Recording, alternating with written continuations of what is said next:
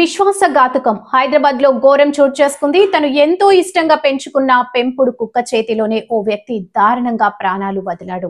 ఆ మరణం చూస్తే అసలు కుక్కలను పెంచుకోవాలంటేనే భయం కలిగించేలా ఉంది. నిజంగా పెంపుడు కుక్కలు విశ్వాసం చూపిస్తున్నాయా అనే సందేహము కలగక మానదు. ఈ దుర్ఘటన ఇక వివరాల్లోకి వెళితే హైదరాబాద్ మధురవ నగర్లోని మధురాన నగర్ లో ఓ అపార్ట్మెంట్ లో ఉంటున్నటువంటి 37 ఏళ్ల వయసున్న పవన్ కుమార్ అనే వ్యక్తికి ఓ పెంపుడు కుక్క ఉంది. దాని ఆలన పాలన అన్నీ తనే చూసుకునేవాడు. తన గదిలోనే కుక్కను కూడా పడుకోబెట్టుకునేవాడు. నిన్న రాత్రి కూడా అలాగే ఒకే గదిలో పడుకున్నారు. ఏమైందో తెలియదు కానీ తన పెంపుడు కుక్క చేతిలోనే అతడి ప్రాణాలు వదిలాడు. ఆ కుక్క అత్యంత క్రూరంగా పవన్ కుమార్ మర్మాంగాలను కొరికి తినేసింది.